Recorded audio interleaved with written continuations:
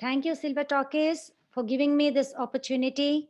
Nidhi, as well as Chitra, thank you. And I have chosen this topic, nourishment diet, better life through your meal plate.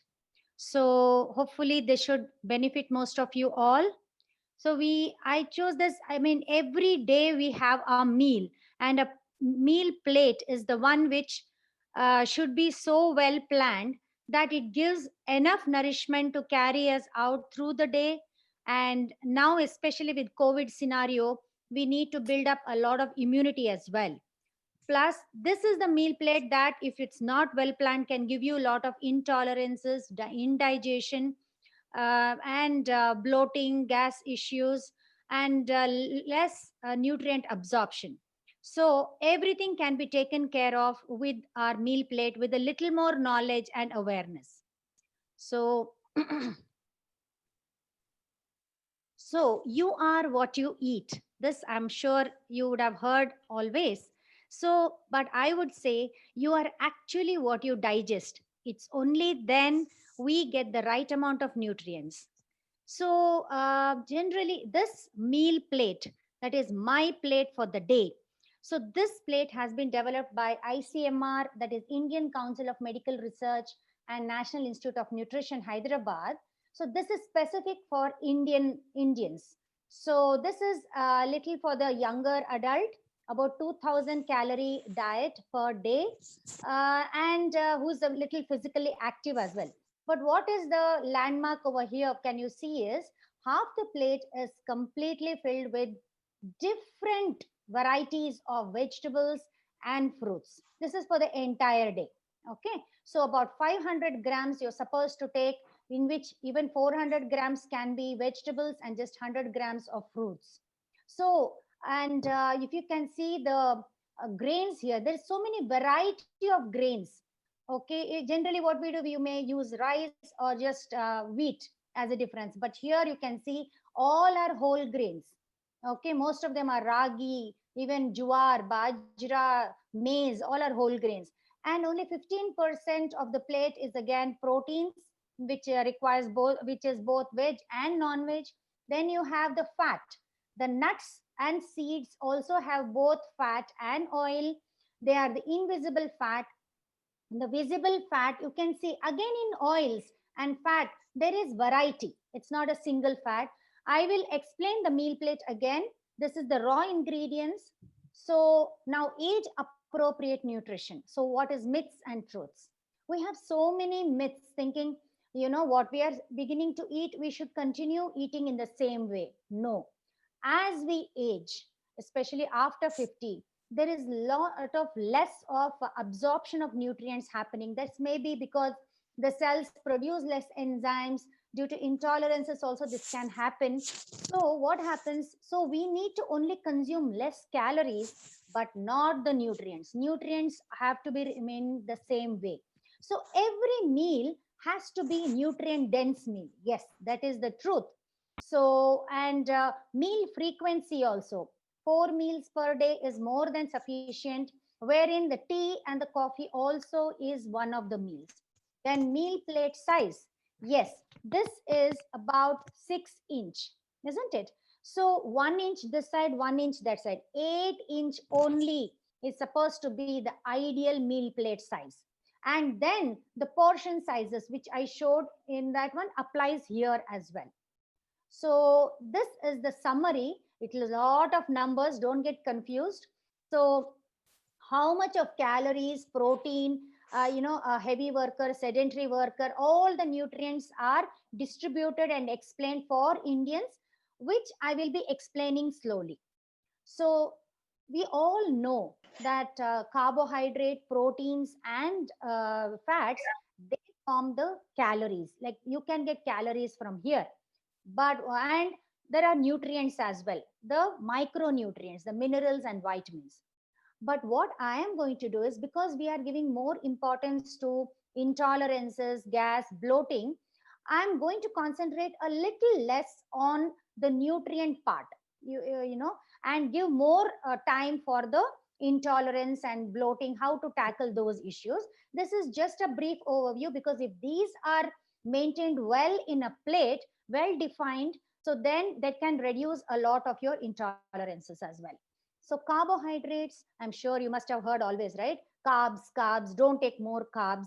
So as we grow older, we actually require less calories, at least minimum of 10% less, and again sometimes 20% less, depends on the kind of physical activity what you are doing. So generally we say 3 portions of grains. Depends again how much is the portion, right? No, this is specific. 30 grams, that is one fistful only, is the size of the raw grain that you're supposed to consume. So it can be one fistful, loose fistful atta, can be for your breakfast, then one loose fistful of millets for your lunch, and one fistful of oats if you want for your night dinner. So if you're eating only that much, will you be satisfied? No. You will feel hungry very quickly because the carbohydrates are mainly containing sugars, so they will get digested very quickly. So you need to add on so many other nutrients. You need to add on proteins, you need to add on little fat, you need to add on the vitamins, minerals, the vegetables, everything, so that it becomes not only nutrient dense, you will also not feel hunger.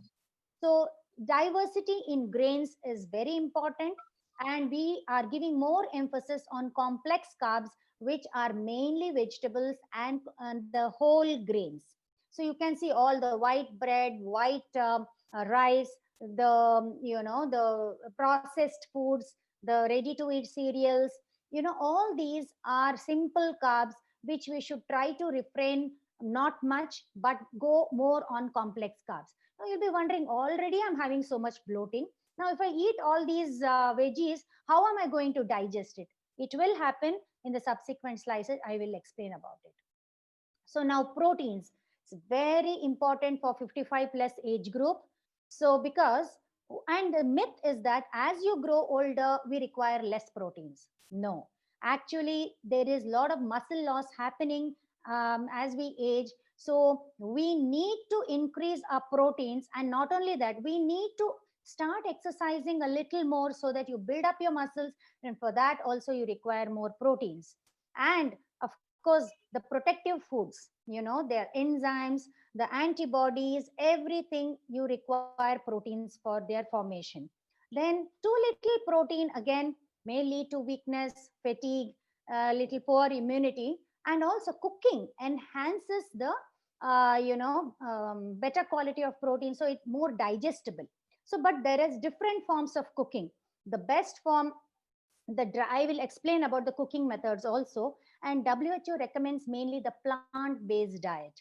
So, because there are two types of protein, one is animal-based and one is plant-based. So, what are the plant-based proteins? Pulses, dals, soy, nuts and seeds. Then all these are plant-based proteins.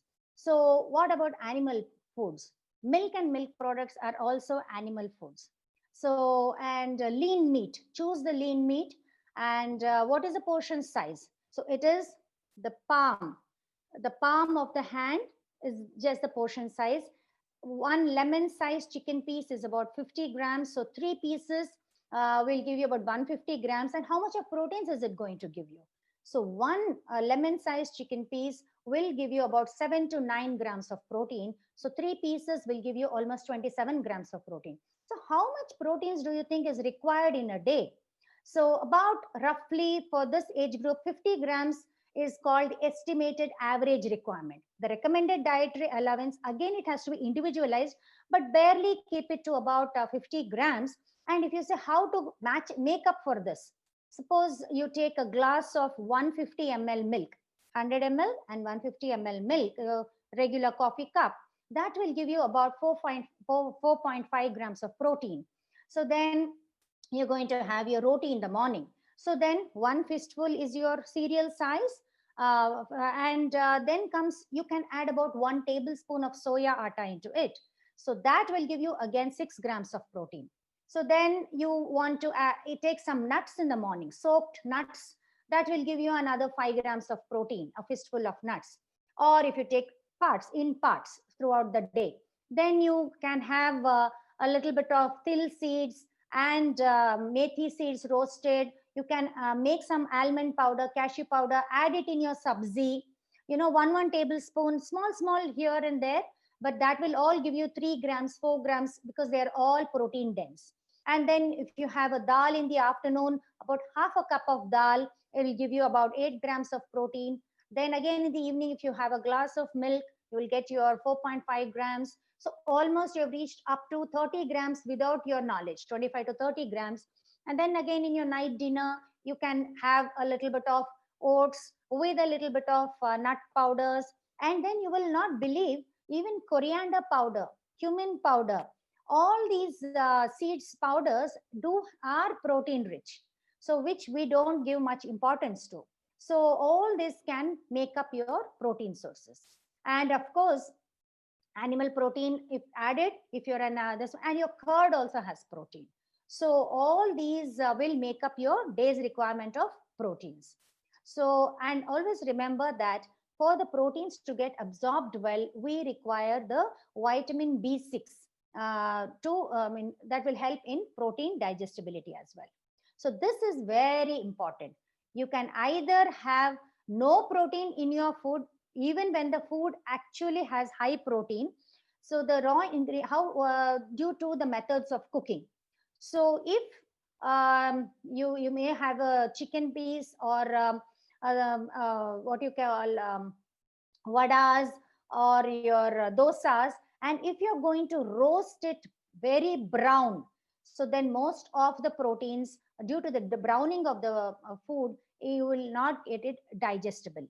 So baking, grilling, frying, barbecuing all results in browning. So they are results in a product called as advanced glycated end products.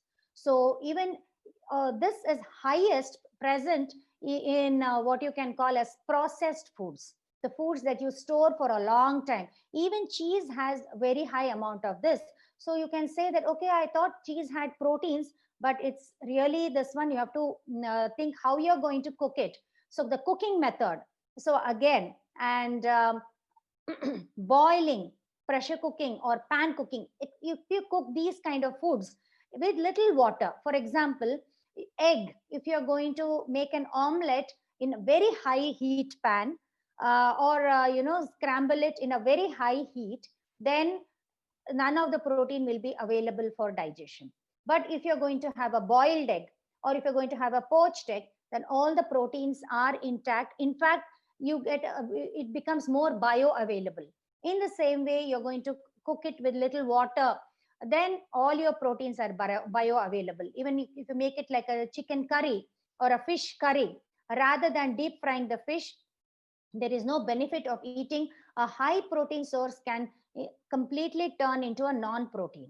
And in fact, if your LDLs, your cholesterol is little on the higher side, these advanced glycated end products which are formed inside our bodies begins to attach into the LDL particles, and it can start clogging the arteries, the veins. So it can even clog the kidneys, the eyes, everything can get. And this is very high among diabetic patients, and even sometimes it can clog the brains and results in Alzheimer's as well.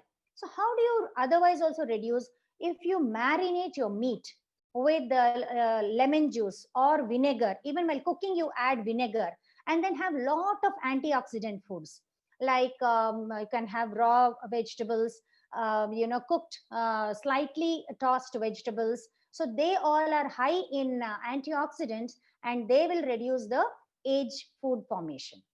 So what about fat?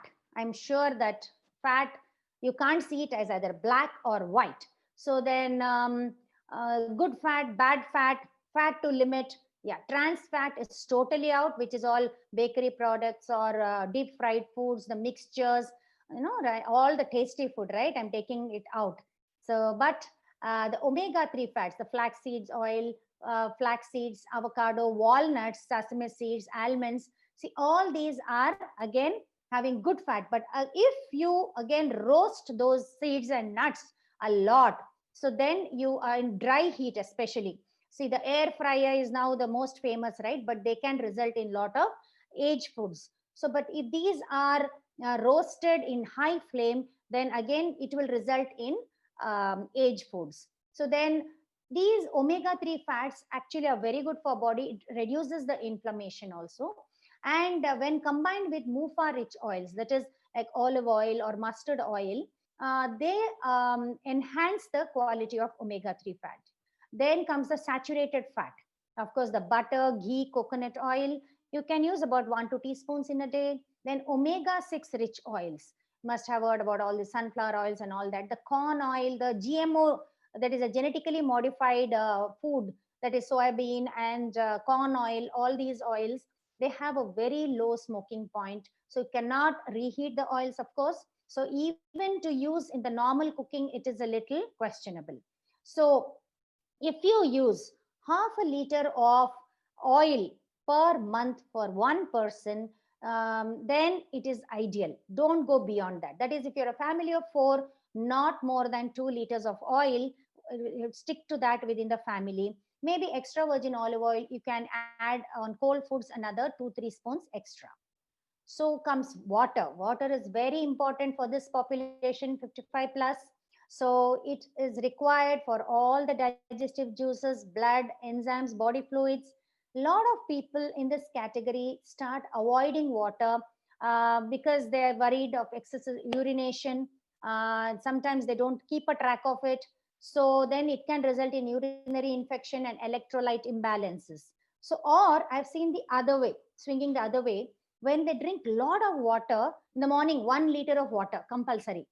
And this can and especially even before food, during the food, to gulp down the food, or after food. So then what happens, this can dilute the stomach acids, and it can result in indigestion or intolerance, bloating.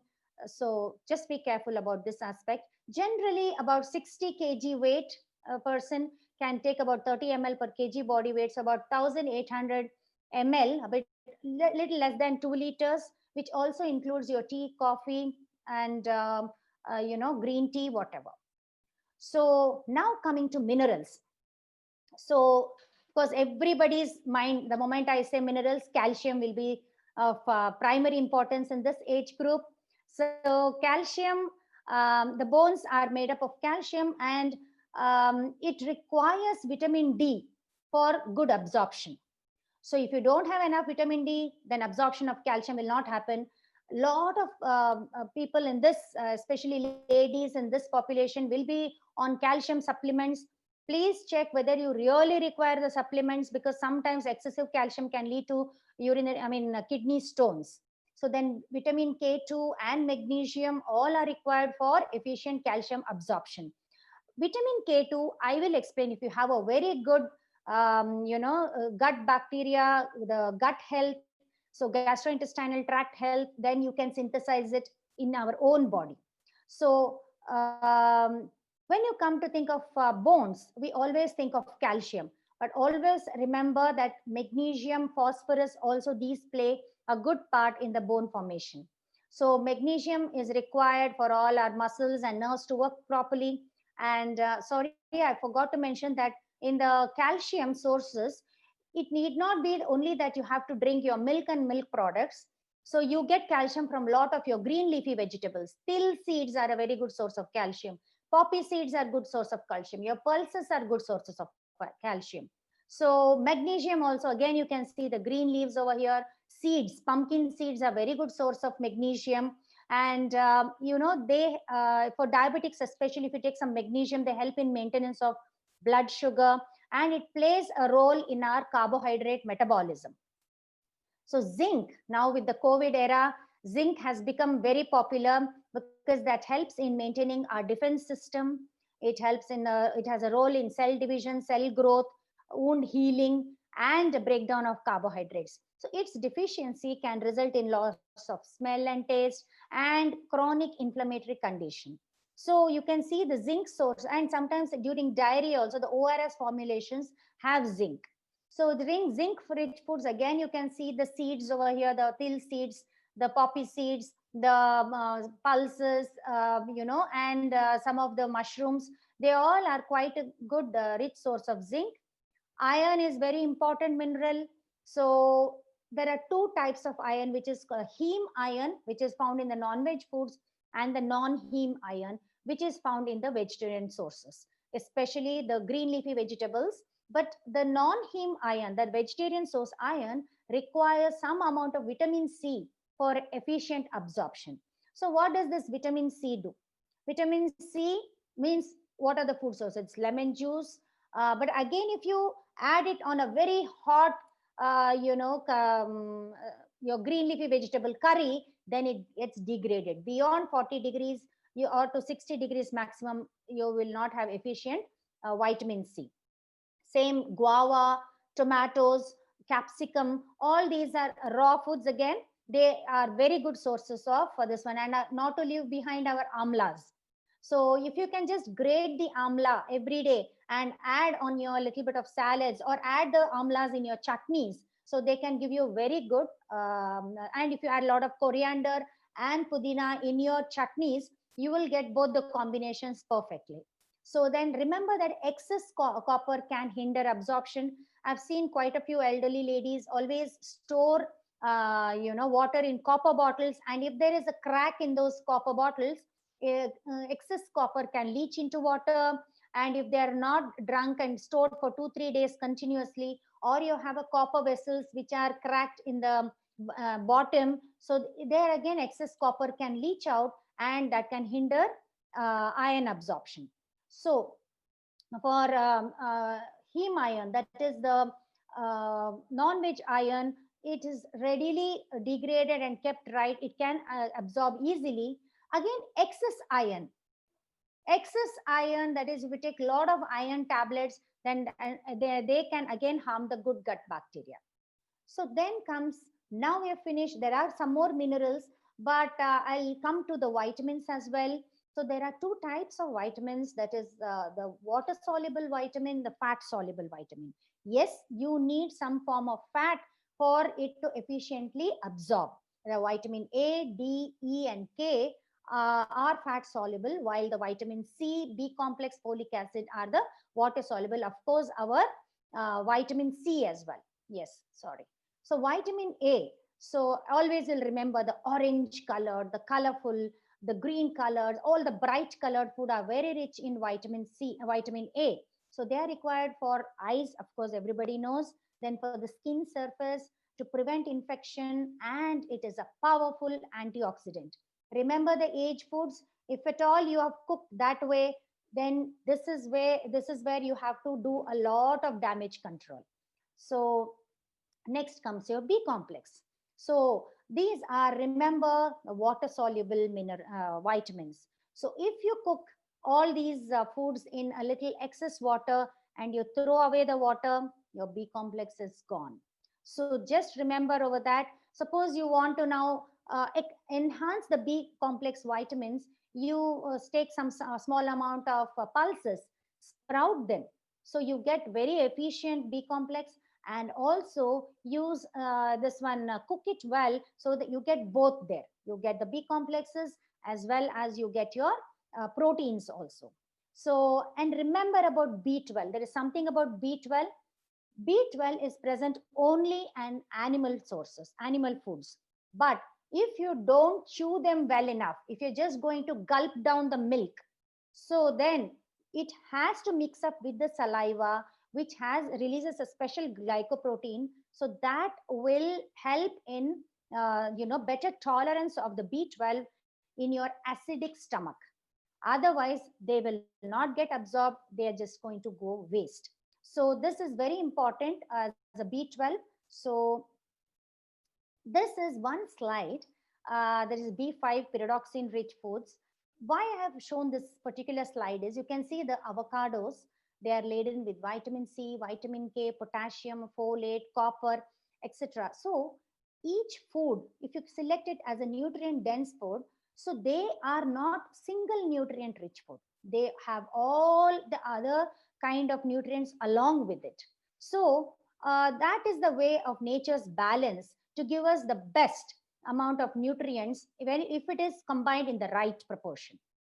So This is again, that side you saw the whole grain, the raw foods, and this is how a cooked plate should look like. This is the Harvard meal plate. So again, you can see half the plate is vegetables and fruits, wherein fruits take a smaller proportion. Why is it so? Again, it is carbohydrate rich. And vegetables, again, whenever we talk about vegetables, it is mainly the non-starchy vegetables. That is the vegetables that grow above the ground. So it's not again potatoes, arabis, not much of starch into it, because again they have to be calculated as a carbohydrate, then not as a vegetable. So then the whole grains.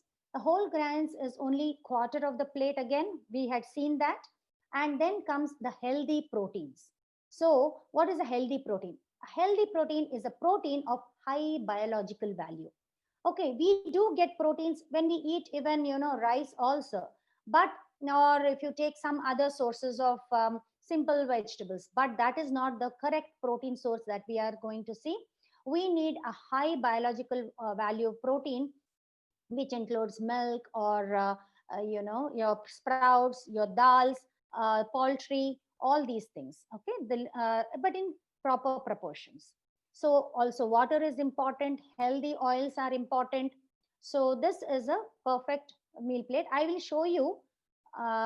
This is one of my clients' meal plate.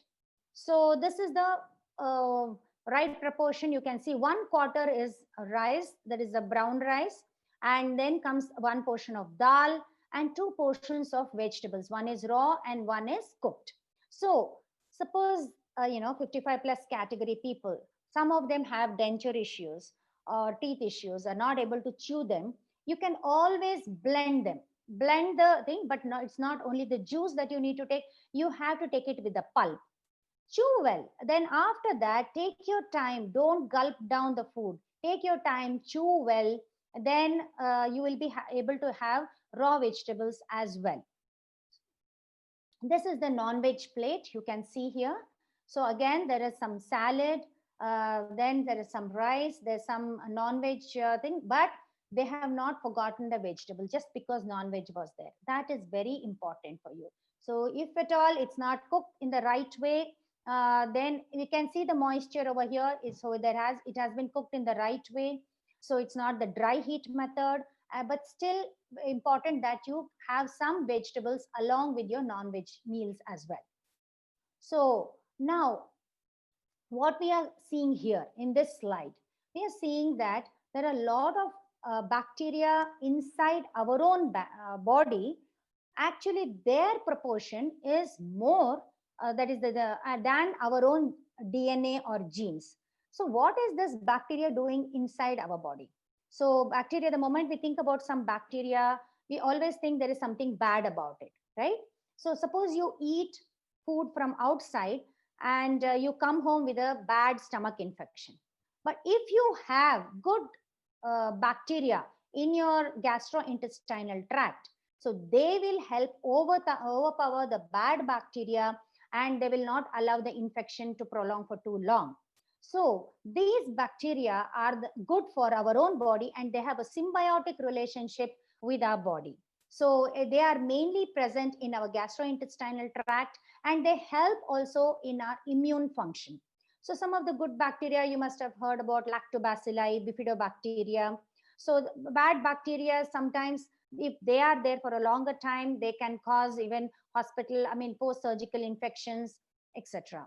So a diet of high sugar, processed foods, high salt, all hinders the development of good bacteria and promotes the growth of bad bacteria in our gut.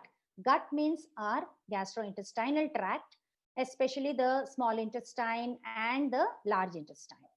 So, how to maintain the good bacteria? So, it is, they are called as microbiome.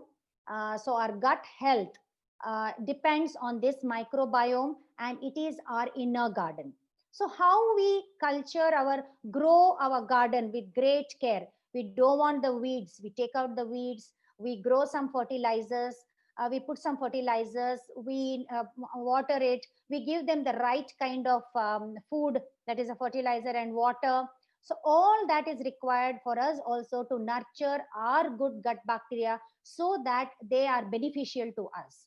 So a healthy gut can ward off infectious agents like bacteria, virus, and fungi, strong immune system, and it reduces inflammation. So from this slide onwards, I am going to focus more on our gut health, how to reduce the intolerances, and how to better them. So there is also a gut brain connection. So a healthy gut also communicates with the brain through nerves and hormones, which helps maintain general well-being. So there's a gut brain connection, I said. So lot of our feel good hormones, like for example the serotonin, so that is again being converted by the gut microbes. So I do get reference from psychologists to alter their diet when they're on antidepressants or certain anxiety issues they are facing. So that much of importance has to be given to food. So so what are the signs of gut health problems? So, digestive problems like abdominal pain, bloating, loose stools, constipation, heartburn. So, I'm sure some nausea, vomiting. So, lot that is the body signal. When you're having a lot of gastric issues, they are having heartburn. Body sending some signal saying what you're eating is not right. Just identify or stop eating them. Okay, so and always there's a gas issue, so it's like one Indian gas cylinder, inside our most of our Indian stomach. Always they're having some gas issues. So then there's a lot of abdominal discomfort and constipation. So all these symptoms persist. If it is persisting for a little longer, then it may be a sign of underlying problem that needs medical attention. So more serious problems like weight loss, blood in the stool, etc., then you have to consult your doctor. But the root cause of all these can be our choice of diet and food intolerances. So, what are these food intolerances? So, body sometimes, we keep on adding a lot of sugar in a diet or processed food in the diet, or a lot of, sometimes if you lack certain enzymes, it could be a lactose intolerance, or sometimes the foods, they look like antigen. So our gut is made up of about 25 to 30% of immune cells. So for that, it might be looking, because the immune cells are, looking at these foods as antigens, and they may start secreting antibodies to those foods. So, or as I said, it could be certain lack of enzymes, but we are continuing to give those foods only. So that they can cause inflammation, they can cause intolerances. So, for example, how do you identify these foods? So, very important is a maintenance of a food diary. So, be very particular, even if you take a morsel of a chocolate. You'll say, I'm just taking 1/4 spoon of aloo bhujia, or I've just took few nuts. Even that has to be recorded in your own food diary. Or if you're still maintaining a food diary and not able to identify it, please take the food diary to a nutritionist. She will be able to help you out. So it could be like, milk and milk products. A lot of the people, about only 10 to 20% of Indians, less than that, have the gene to digest milk itself, the release lactase enzyme as well. So after 4 years, very few have lactase enzyme, and it deteriorates and comes down as we age.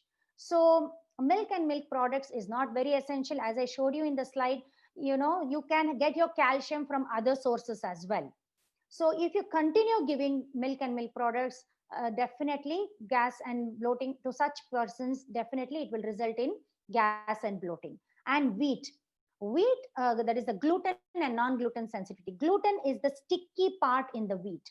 So when you take wheat, wheat was never a part of our Indian diet. It was brought to us by the Britishers, and what was once in a while consumed food has become an everyday item in our food list now. And there is a lot of genetic modification which has happened in wheat.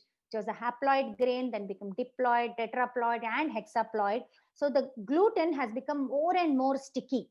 So that is really difficult for our body to digest. So again, that can lead to gluten, or sometimes wheat has about 20 different types of proteins. So even for a non-gluten sensitivity also can occur. Oats is generally manufactured in, no, processed in wheat processing places, and sometimes the wheat intolerance can rub on to the intolerance as well. So then comes the nuts and seeds and dals and pulses. So if at all for dals and pulses, sometimes if you can soak the dal overnight, throw out that water, and then pressure cook the dals, sometimes the tolerance can become better. Again, citrus fruit and starchy vegetables. I'm sure a lot of people might be nodding their head saying, yes, yes, I'm having, intolerances for all these things. So, and there are individual experiences for yeast, for coconut, I have seen. So all these, if at all you start recording them in your thing, and after 2 3 days or after 5 days you're able to identify, then start this elimination diet. That is, you can eliminate these certain things that you're suspecting. Maybe let me give up now milk and milk product for about a week and see. That's really difficult, right? How can I be without my tea and coffee? Sometimes, even by stopping tea and coffee, that will hinder the nutrient absorption. So, that can actually work better sometimes for better absorption of nutrients. So, start recording them, start eliminating them, and check out for at least a week. If symptoms get better, then maybe stop it for a month and see. So that means definitely you were having milk and milk product intolerance. Suppose nothing better has happened, then stop wheat for some more time. Wheat and the next one, and then the next one, and then check it out. And of course, all these food intolerances can result in gut inflammation. That means your villi can become injured when there is a lot of intolerances. So that can result in nutritional deficiencies. So because that is the area where a lot of your nutrients will get absorbed.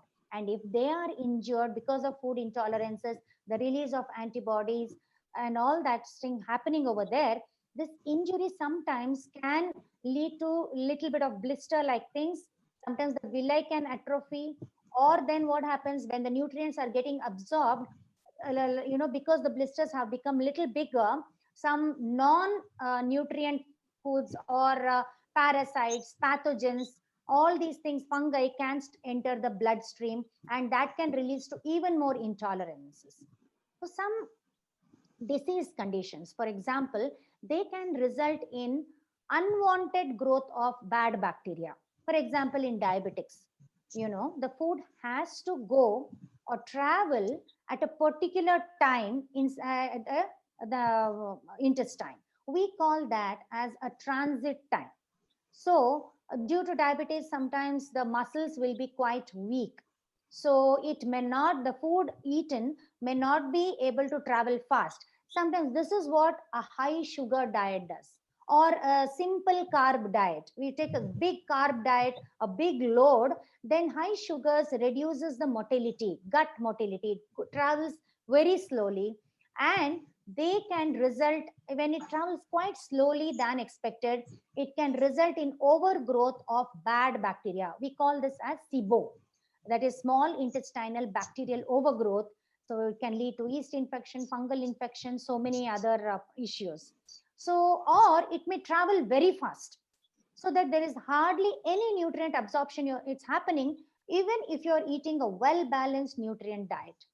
So, also some other intolerances can be caused due to drug and nutrient interactions. Like, for example, as I told you, antacids. You would have gone to the doctor because you've been having a lot of heartburn, acidity, gastric issues, and doctor would have prescribed certain antacids, and he would have told you to take maybe for 10 days or maybe for a month and then come back for a review. But you would have felt so good after taking the antacids, you will continue to take without doctor's review again. So then what can happen? So you require antacids. What does it do? Actually, it suppresses the acidity of the stomach acids that are required to digest the food. Yeah, usually the acidity of the gastric acids, that is hydrochloric acid, all these help in digestion, right? They have to be really very very acidic. Only then, that's how we are designed for. Only then what happens, whatever food you ingest, if it carries lot of bacteria, fungi, or you will never know whatever goes in. If the stomach pH is very high and very acidic, then it offers protection. That's the first line of defense. Only then what happens, a high acidic stomach is required for calcium absorption, for vitamin B12 absorption, and protein digestion as well. So now you know where these intolerances can occur. If you get eating a good protein diet, then what happens, if your stomach acidity is not very high enough to cause, to required for the digestion, then undigested protein can enter into the small intestine. And again, you will definitely see the bloating, intolerances, gas, everything resulting from partial digestion of sprouts and all these things. So we have to be very careful with this. So some other drugs like metformin, you know, if they are taken, then you may not absorb B12 or folic acid well, or statins, again you may not be able to absorb the coenzyme Q10. So a lot of aches and pains over there. Then anti-epileptic drugs hinders your vitamin D absorption. So you need to supplement at least some of these drugs. And don't take it at the time when you're taking your medications. So now, to nurture your garden, okay, we require very good foods to develop only the healthy gut bacteria. So what are these are called as the prebiotic foods. You can see the slide is very colorful, right? So this is nature's gift to us. So we've got very good vegetables over here, and we are seeing a lot of all your dals and pulses, the greens, and some fermented drinks, as well as your fermented vegetables. If you store, a little bit of beetroot in good water with about a half teaspoon sugar and half teaspoon salt, and leave it for about 36 hours, you get good pickled beetroot. And these are very rich in, again, good bacteria. So resistant starch. What is this resistant starch? Suppose you cook your rice, or you cook your green bananas, so, and your pulses, don't eat it immediately. Leave it in the fridge, and for about 24 hours or 36 hours is the best, and then lukewarm it after that. Okay, or you cook your chana curry completely, and then just warm it, not overheat it again, otherwise you will reverse the process. So then you lightly warm it, then you will get what is called as resultant starch. I'm sure you would have observed this in your potatoes. Sometimes you cook your potatoes, okay, a potato curry or something, and then next day you don't, not next day, after 36 hours, again you reheat to just warm consistency and eat the potato. It will have a different texture. So this kind of starch change is very important for your gut bacteria. A study was done in Mumbai, and it showed that even 16 grams of resistant starch change the gut microbial flora. That means to a better good bacteria. So how much is 16 grams? You can see here your green banana, just 100 grams has about 4.7, almost 5 grams. So then if you have some of your beans, this is all 100 grams value. So about half a cup of your lentils, your sprouts, cooked sprouts. But you have to remember to make it that way. And then you have your even potato, 100 grams potato, okay, small potato. And if it is done this way, you get a high resistant starch, and this is really good for your beneficial bacteria. So rainbow colored vegetables, that's what you can see, and the diversity is the key. So uh, again, other foods which are rich in prebiotics are garlic, onion, underripe bananas I told about, tomatoes, coconut, carrots, apples, chicory root, asparagus, leeks. So, and what are the prebiotic killers? So if you see that consuming tea with a prebiotic, so now we know that even nuts are good in prebiotics, or a cup of sundal you're going to have with your evening tea. So then there is no use of that. It is going to be unabsorbed. Then overuse of antibiotics. Antibiotics, what are they? Antibacterial. So the good and the bad, they both get killed. So then alcohol also is very really bad. Small amount of red wine is okay. Smoking, of course, everybody knows. High sugar, I mentioned to you about. GMO foods, the genetically modified foods, corn, all these are really bad. Then lack of exercise and poor sleep habits.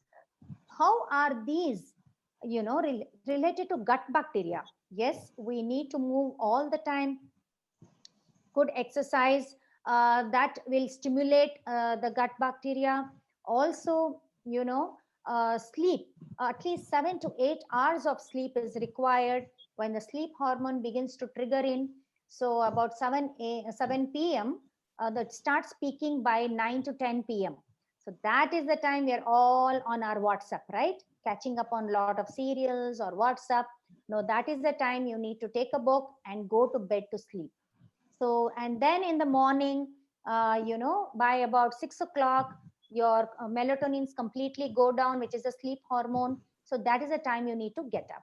So this is really important even for the growth of good gut bacteria. So people who are facing a lot of intolerances, please follow this system of exercise and good sleep pattern. Stress is really bad. Especially I've seen, people watching TV continuously, reading the, going through the news, WhatsApp. During the COVID time, they were highly stressed. So this will result in lot of secretion of bad hormones, which is bad for the gut bacteria. Unhealthy fats I spoke to you about. So all this can result in the growth of bad bacteria. So finally, so what are the points to remember? So any doubt you have, please don't go, on WhatsApp University. What is this WhatsApp University? We all start looking at our phones. Anybody can send any forwards. Even I can make up. See, this is the superfood karke. So this is not the gospel truth. So Google may correct you a little bit, but always consult experts. Don't do anything which just comes as a WhatsApp forward. So move. Sitting is the new smoking. I spoke to you about that. So that again, moving is the lotion. Then socialize or communicate. Yes, this is really important. So now during COVID, it is difficult for you to literally walk around and socialize, but you can do it on your phone. You can communicate on your phone. So just keep track of this, and definitely your Silver Talkies is doing a good job. It is helping you communicate, socialize, and also learning a new skill. So you are learning also new knowledge, and lot of skills are being taught, I heard. So this will stimulate your gray matter. So stress busters, lot of buster activities are being held in your community, in your group, as well as yoga. All these are really helpful, which calms your nerves and doesn't secrete all the bad hormones. Sleep, of course, I mentioned to you about. Eat more God made food than man made food. Your processed food has to come down, because your own gut bacteria won't be able to identify these foods. If you take an instant noodles, already wheat, one processing is done as an atta, the next processing goes on as a maida, then maida is again more refined and made into instant noodles, and then preserved for a long time because they're adding all the chemicals possible. So when it actually enters our system, you will hardly recognize it as a nutrient. Same with lot of fried foods. The uh, you know the that's why eat more of God made food in its natural form, so that all its nutrients are intact, and you will be able to absorb all the nutrients in an intact form. So live to eat and not, eat to live and not live to eat. So as you're eating, chew well. That is the first most important thing. Your portion sizes, the correct portion sizes is very important. And once you start chewing, suppose if it's a raw vegetable, you just count the amount of time you require to chew a cucumber. Minimum of the 25 bites you require for a small piece of cucumber. So that will prolong the food. If you prolong eating for even 20 minutes without any devices around you, so it will give you a satiety. So that's really important. So chew well. That is again responsible for a lot of intolerances. I've seen people, you're watching TV and gulping something down. No. And if you're drinking also, again, don't gulp down the drink. Take sip by sip. Take for a longer time. So that will again help you in retaining the food. Have a fruit. Have a fruit. Yeah, have a fruit rather than a juice. Okay. And for the elderly, if you're not able to eat a salad, as I told you earlier, blend the salads. That's really important. You can blend the salad. Even if you google gazpacho soup, okay, that's a nice recipe of Spain. You will be able to see how a salad is being blended into a soup. And it's a cold soup. You can add a little bit of coconut milk and make it very tasty, or add 3 spoons of curd to it and make it very tasty. So these are the ways wherein you try to incorporate the right sources of food and nutrients into your diet, and don't eat till you're completely full. This has been told even in our ancient text. Even when you're three-fourth full, stop it at that. So these are the ways you can reduce your intolerances. And thank you so much for giving the opportunity. Here again, you can see all my clients' meal plate pictures. So you can see the ideal meal plates and how well they have been distributed, different types of nutrients, all nutrients trying to be met with your meal plate. So I hope this will give you a good nourishment even for your brain, what I have spoken regarding the good nourishment diet through your meal plate. Thank you once again. Thank you so much, Usha. I think that was a lot of information packed, in that short session, and there are actually a lot of questions that we have. So, Okay. since we are kind of already, towards the end of our time limit, I will quickly take up the questions which are here, right? Yeah. The first question is from Mr. Nand Kumar. He wants to know, is it really necessary to take regular supplements like vitamins, calcium, iron, etc.? There is a lot of No. talk suggesting daily Zincovit. Yes. So during the COVID situation, because people were scared about this one, so you can always check your blood levels. Always better to make a blood check. And if there is a deficiency, please take it. So that is my advice to you, So because are it's you not saying good that to this is as overload per, the this system. should be taken as per the advice of the doctor and as per Doctor, what? yes, Yeah. definitely, definitely, yes. Okay. Mr. Pillai has to ask that I have been told that human beings don't need milk and it is best avoided, especially as we get older. Is this true? Yes, yes. I can say from any time, because we are basically animals, right? We have forgotten that we are animals. And we lived in the forest for more number of years than in the civilized world. Have you seen any animal? Maybe we are all primates and all that. So, any animal, even eating grains is not there. No grains, no dals and pulses, no oil, sugar, salt, and even milk. None of the animals drink milk after weaning. So, where are they getting their calcium from? If you think about it, where are they getting the calcium? They're eating a lot of green leafy vegetables. So that is the foliage which gives them enough. So you can, if you have your enough quantity of green leafy vegetables, you get, and calcium is one mineral. If you give excess to the body, less absorption happens. So that is really a point to ponder. And you again, if you don't have enough vitamin D, your calcium will not get absorbed. And even if you take loads of calcium, if you don't do some weight bearing exercises, then the calcium deposition into your bones will not happen. So that's a real strange thing. So we have to think about all these things. So how you can better your calcium, and how milk is not really necessary for our body. So that is why a lot of intolerances, I have come across huge number of people having milk and milk product intolerance. So whenever they come first to me, I immediately tell them, first give up milk and milk products for a week and see what happens. Actually, that actually enhances their calcium absorption sometimes. Awesome. Thank you so much. Mr. Nankumar has another question. He says, I turned vegan last year based on advice of a diabetes reversal program. Do you think a vegan diet is adequate nourishment for a senior citizen? Yes, it will be. Only check your B12. It will be generally, but whatever the doctor has, under whose guidance you are, you may need to go and again do a periodic check over there. But generally, it is more than sufficient. Okay. Your B12 only has to be checked.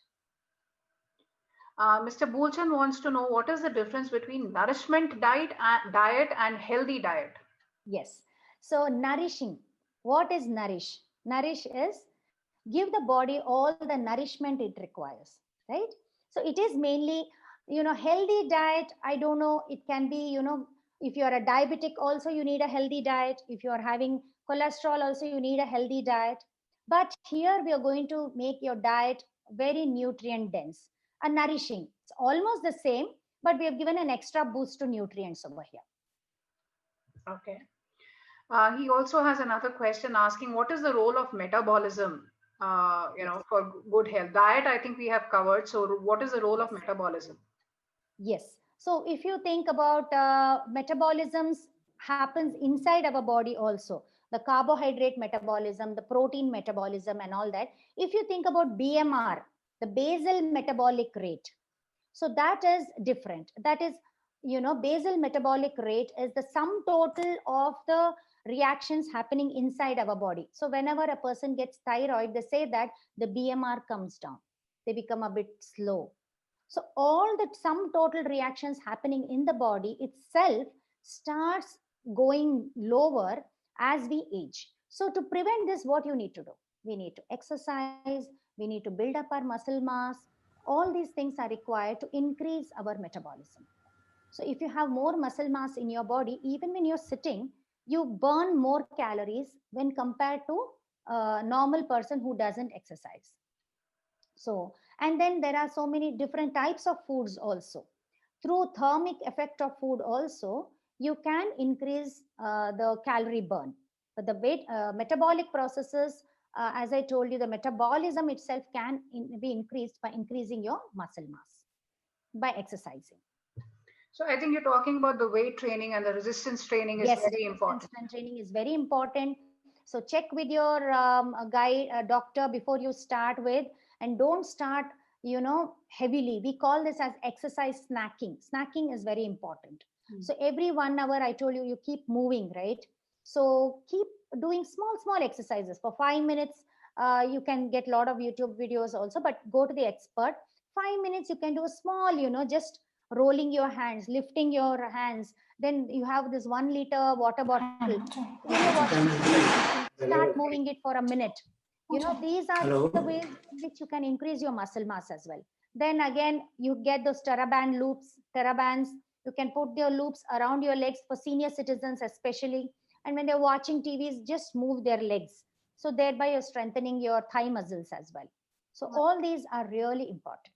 No, if at that point, if I may, we actually have been working with various experts on physical fitness programs also. In fact, some of our members are attending, sessions with a couple of physiotherapists who have designed a combination of aerobics, breathing, yoga, different modules combined into one fitness program, especially for seniors. Yeah. So yeah, yes, very much required. Very good. Yeah.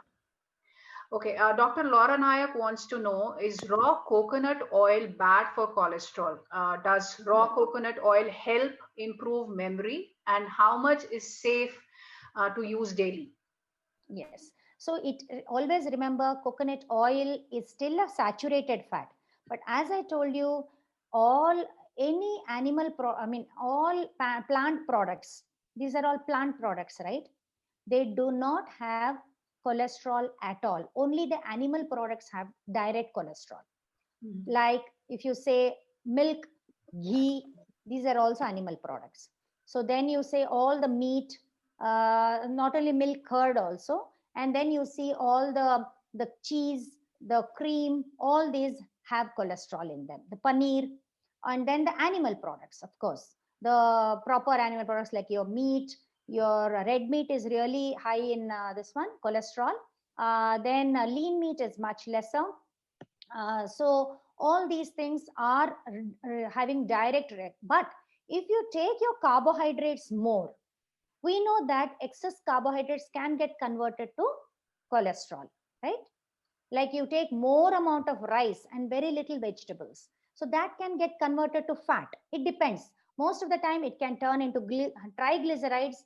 Sometimes it can turn into cholesterol also. I've seen a lot of vegetarians developing cholesterol, though there is not any direct cholesterol in plant products. But again, coconut oil, lot of promising studies have come up, but we say any saturated fat, not more than 10% of your calories you should get from saturated fat. So if you're taking already 2 teaspoons of ghee, small teaspoons, 5 ml teaspoon, 10 grams is okay, which is 2 teaspoons. So you can take 1 teaspoon ghee if you want, 1 teaspoon of coconut oil if you want. Again, if you reduce your carbohydrate load, okay, so as I told you, if night time you feel I cannot digest rice or chapati, I am going to have a nice big bowl of vegetables into a soup, and then have some salads along with it, or have some palya, some sabzi along with it. Okay, so then what you're doing, you're reducing your carbohydrates. So then maybe another teaspoon of thing you can have. But a lot of promising studies have come now regarding the Alzheimer's effect. So you can take about 1 teaspoon, not more than that. Okay. Thank you so much. Yeah, so I think point is to have a balanced diet, right? Kind of Yes, in yes, yes, proportion, yes, proportionately yes, with yes, every element, right? yes, yes, Okay. Mr. Arun Bhatia wants to know about air fryers. Are air yes. fryers not to be used? Yes, as much as possible. Once in a while. See, we can't avoid a vada like once in 15 days. Okay. But I've also told you that dry, high heat can cause aged foods. But how to reduce them? You can have some lemon in it, vinegar in it, then have lot of salads along with the meal. But just because of that, don't have it very frequently. Have it once in a while. So no issues with it. Okay. Saraswati wants to know how about using till oil, the sesame oil? Yes, sesame oil also, see again, they are omega-6 rich oils. So always any of these oils, not more than half a liter per person per month. Okay. Mr. Nandkumar also has a question around coconut oil. He says cold pressed coconut oil is being highly recommended by some Yes, dietitians, whereas you yes. suggest to avoid. Um, Not avoid. I said, see, not even the most bad food, even them, I have not told you to avoid completely. Have it less frequently, but we call coconut oil as a saturated fat. So, saturated fat recommendation as a whole by our dietitian guidelines, if you have seen in our meal plate picture, if you are the first meal plate picture that I had shown, it has hardly any amount, that is only about 10% only you can see ghee. We equate it with this one. So you can take it. It's coconut oil has got very high smoking point. So actually for deep frying and all, we suggest coconut oil itself. So no, there is no issue. Once in a while you want to deep fry it in coconut oil because that oil can be reused. So not more than 1 2 teaspoons maximum. okay. So I've not told you to avoid at all. Use it judiciously. That is allowed within the guidelines. Right. Just because some food is very healthy, I will not ask you to keep eating. See, the elephant is the strongest animal, right? So in the world. So what is it eating the whole day? Greens. It is again leaves, Yeah. again the foliage, the vegetation. So I used to ask my clients earlier, what is it eating the whole day? They have seen some cartoons, okay, some things. They say banana or sugar cane. I mean, that is a luxury for it. Mm. Every day it is still eating the same leaves, grains, and it is lifting 10 times its body weight, right? When it plucks all that. But still it goes back and eats its greens and all those things. See, because there it is, the nutrition is laden there. So that is what we have to eat to meet up our nutrients. Our body is made up of completely nutrients, isn't it? You have for your skin, you have the vitamin A, you have collagen, you have all these things. And where is it coming from? All the nutrients are coming only from vegetables. Small amount from fruits, because if you take the fruits available in the forest and in the market, it's completely different. They're all highly sweetened. If you take again too many fruits, again you're going to replace one carbohydrate with another carbohydrate. So be it primates, you've seen the gorilla, such a strong animal. What is it eating the whole day? It's again eating grass, leaves, only that. Okay, it is also primate like us. So even when we were in the forest, we were eating something similar to like this. So if I So we may, were eating a Usha, lot of just berries, the bitter yeah. berries. We used to stock up on. We started agriculture much later. Again, we say we used to eat a lot of meat to go till man discovered how to pack water in an animal skin. He couldn't run behind a deer. 6 hours of running, the deer would collapse because it got dehydrated, but the man would continuously run because he used to able to carry a pouch of water with him. Only after that he started hunting bigger animals. Otherwise it used to be really tough for him to go behind these. So it used to be simple ones. So again, having very high meat proportion and all that is again a myth.